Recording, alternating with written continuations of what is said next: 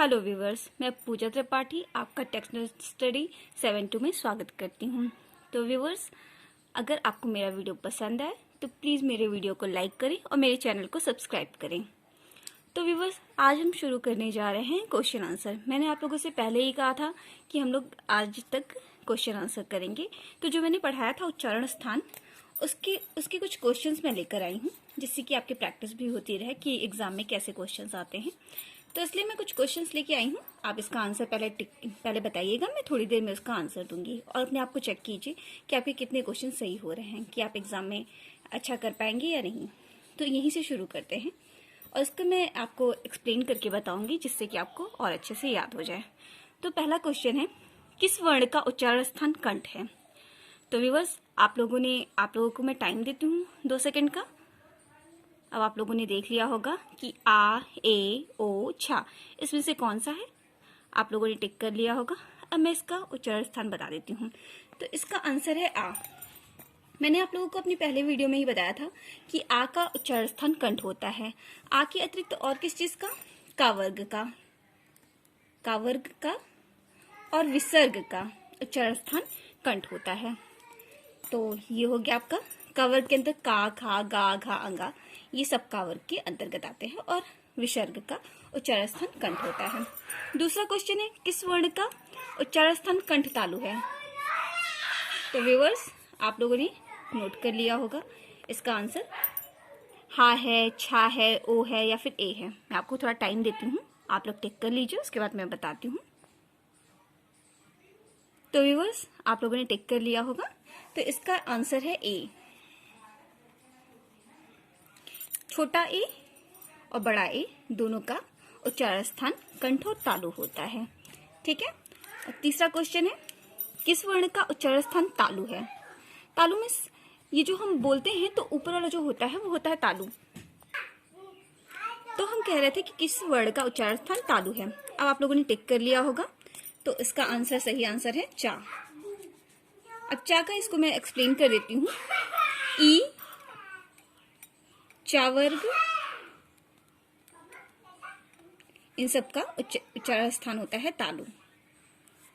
ई, चा वर्ग के अंतर्गत चा, छा, जा, झा, इया, ये सब आते हैं। ठीक है। प्रश्न चौथा है, वा का उच्चारण स्थान क्या है? आप लोगों ने टिक कर लिया।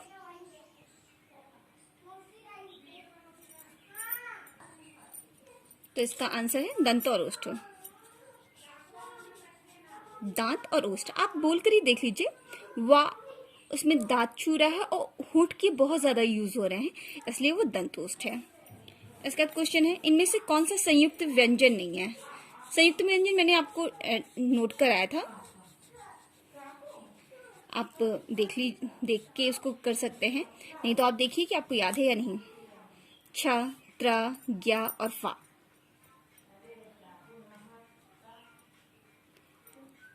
इसका है, इसमें कौन सा नहीं है? तो ये फा। अब इसको मैं छ,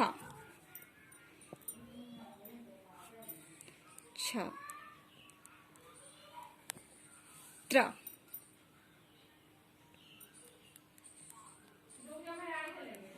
ज्ञा,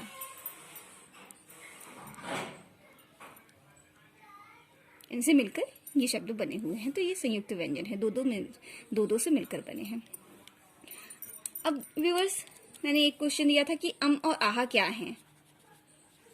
तो हिंदी वर्णमाला में अम और आहा क्या हैं? इसे मैंने आपको नोट भी कराया था कि ये अयोग वा है, मतलब इनकी गणना अयोग वा में होती है, ना कि स्वर में। ये मैंने आपको नोट कराया था। अब अंत्यस्थ व्यंजन कौन सा नहीं है? 4 अंत्यस्थ व्यंजन हैं। कौन कौन से?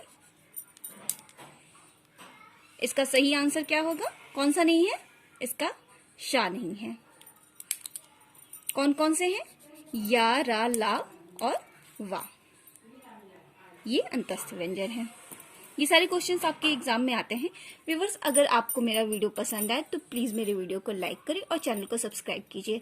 आप इस तरह प्रैक्टिस करते रहेंगे तो आपकी प्रैक्टिस होती रहेगी और आप एग्जाम में जैसे ही आप देखेंगे आपको याद आ जाएगा। इसलिए व्यूअर्स, वीडियो को अंत तक जरूर देखें। 8वां क्वेश्चन है, हिंदी वर्णमाला में व्यंजनों की संख्या कितनी है? अब आप खुद ही आप गिन भी सकते हैं अगर आपको चाहिए तो।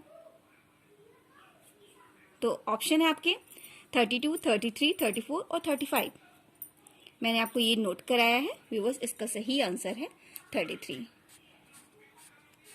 आप इसे गिन करके भी लगा सकते हैं, आपको हो जाएगा आपका। अब 9वां क्वेश्चन है, ऊष्म व्यंजन कौन सा है? ऊष्म व्यंजन आपके ऑप्शंस हैं टा ठा डा ढा, चा छा जा झा, शाखा शाहा या फिर ता था दा धा। तो इसका सही आंसर से व्यूअर्स शाखा और शाहा, ये सब ऊष्म व्यंजन आपके हैं। अब अल्पप्राण व्यंजन किसे कहते हैं? ये कुछ अल्पप्राण व्यंजन किसे कहते हैं? अब जैसे कि आपको लग रहा है इसके शब्द से ही कि अल्पप्राण मतलब जिसमें कम प्राण वायु लगती है, उसे अल्पप्राण व्यंजन कहते हैं। अल्पप्राण मतलब जैसे कि बहुत कम समय लगा, का बहुत कम समय, तो इसमें आते हैं वर्ग के पहले तथा तीसरे, पहले और तीसरे जो वर्ण होते हैं वो अल्पप्राण के अंतर्गत आते हैं। जैसे का हो गया, जैसे हम का बोलते हैं तो कितनी वायु लगती है? का बहुत कम समय लगा। और जब खा बोलते हैं खा तो बहुत ज्यादा समय लगता है। गा बहुत कम समय लगा, तो इसीलिए ये कहलाते हैं अल्पप्राण। तो इसे कहते हैं अल्पप्राण व्यंजन। यही सब है जिसमें बहुत कम समय लगता है, वो है अल्पप्राण। और महाप्राण किसे कहते हैं? जिसमें ज्यादा समय लगता है, जैसे कि खा। अब गा तो नहीं है और घा में ज्यादा समय लगा, तो ये हो गया महाप्राण। इन दोनों का अंतर है। अल्पप्राण के अंतर्गत मैंने आपको पहले ही बताया कि वर्ग के पहले और तीसरे वर्ण आते हैं। जैसे आप देख लीजिए, जैसे का खा नहीं है गा, चा छा नहीं है जा, टा ठा नहीं है डा। ये सब जितने भी पहले और तीसरे वर्ण हैं वे हैं अल्प प्राण, मतलब इनको बोलने में कम समय लगता है। आप बोलकर भी चीजों का पता लगा सकते हैं, जैसे का, गा, चा, जा, टा और डा। और महाप्राण मतलब जिसमें श्वास वायु थोड़ी ज्यादा लगती हो, आपको बोलने में थोड़ा ज्यादा समय लगता हो, श्वास की ज्यादा मात्रा लगती हो, वो होता है महाप्राण। जैसे खा, घा, छा, झा, इन सब में प्राणवायु ज्यादा लग रही है, इसलिए ये सब हो गए महाप्राण व्यंजन। अब देख लेते हैं 11वां क्वेश्चन कि अर्धस्वर कौन से हैं?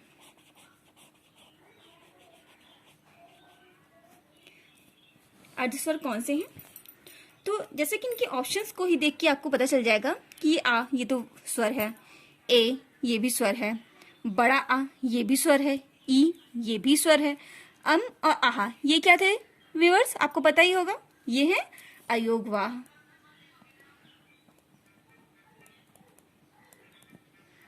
तो आपको ये तो पता ही चल जाएगा कि ये सब तो स्वर है, तो अर्धस्वर क्यों पूछ रहा है? तो ये जो या और वाह है, इनको लिखा ही जाता है या और वाह, ये होते हैं अर्धस्वर। तो आपका आंसर सही हो जाएगा या और वाह, ये आपके अर्धस्वर हैं। कभी कभी व्यूअर्स ये आ जाता है और हम कंफ्यूज हो जाते हैं, अरे इसमें ये तो व्यंजन है, ये कैसे स्वर हो सकते हैं? लेकिन ये स्वर हैं, ये आपको याद रखना है। 12वां क्वेश्चन है, क वर्ग का उच्चारण स्थान कौन सा है? अब व्यूअर्स क वर्ग के अंतर्गत आप लोगों को पता ही चल गया होगा कि क वर्ग के अंतर्गत क्या क्या आता है, तो मैं इसे एक बार फिर से आपको बता देती हूँ। क वर्ग के अंतर्गत का, खा, गा, घा, अंगा, ये सभी जो हैं ये पूरा वर्ग है। 5 शब्दों का एक वर्ग होता है, इन सबको मिलाकर वर्ग कहते हैं। अब जैसे इसमें का पहले लिखा हुआ है तो इसको बोल दिया का वर्ग। अब का वर्ग बोलते ही लोग समझ जाते हैं कि ये का से लेकर के अंगा तक का है ना? जैसे आपने बोल दिया चा वर्ग, तो इसके अंतर्गत आ गए चा, छा, जा, झा, इया। अब इसमें आपको कुछ बताने की जरूरत नहीं है, अगर मैंने चा वर्ग बोल दिया तो आपको ये समझ में आ जाना चाहिए कि इसके अंतर्गत 5 शब्द आते हैं, चा, छा, जा और झा और इया, मतलब ये 5 हैं। तो चलिए देख लेते हैं कि का वर्ग का उच्चारण स्थान क्या है। जैसे आप बोलते हैं का, किससे बोल रहे हैं? बोलने पे लगता है कि गला निकल रहा है, का मतलब ये गर्दन गले से निकल रहा है, कंठ से, तो ये हो गया आपका कंठ। अब च वर्ग के अंतर्गत कौन कौन से शब्द आते हैं, ये क्वेश्चन मैंने आपको अभी ही बताया है। तो च वर्ग के अंतर्गत कौन कौन से आते हैं? चा, छा, जा, झा। इसमें मैंने या नहीं लिखा है, वो आप ऐड कर सकते हैं। तो ये है आपका आंसर। अब 14 क्वेश्चन देख लेते हैं। री का उच्चारण स्थान क्या है?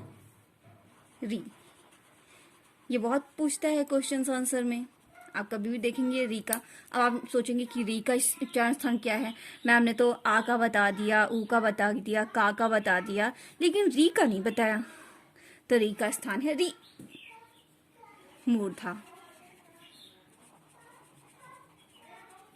री का और टा वर्ग, इन सब का उच्चारण स्थान मूर्धा होता है। ठीक है व्यूअर्स, इन चीज़ों को आप नोट कर लीजिएगा। वैसे मैं आपको प्रैक्टिस सेट इतना करा दूंगी कि आपको मुज़बानी याद हो जाएगा, आपको बुक देखने की ज़रूरत भी नहीं पड़ेगी। मैं इतना प्रैक्टिस सेट आप लोग को करा दूंगी। अभी तो मैं थोड़ा थोड़ा करा रही हूँ, लेकिन आपके अगर एग्जाम्स की डेट आ जाएगी तो मैं आप लोगों को और भी जल्दी जल्दी ये सारी चीज़ें करा दूंगी। 15वां क्वेश्चन है, ऊ का उच्चारण स्थान क्या है? ऊ, ऊ बोलने से ही पता चल रहा है आप लोगों को। ऊ, होंठ देखिए खुल रहे हैं, होस्ट ओस्ट, मतलब ऊ का उच्चारण था ओस्ट। इसके अलावा पा वर्ग।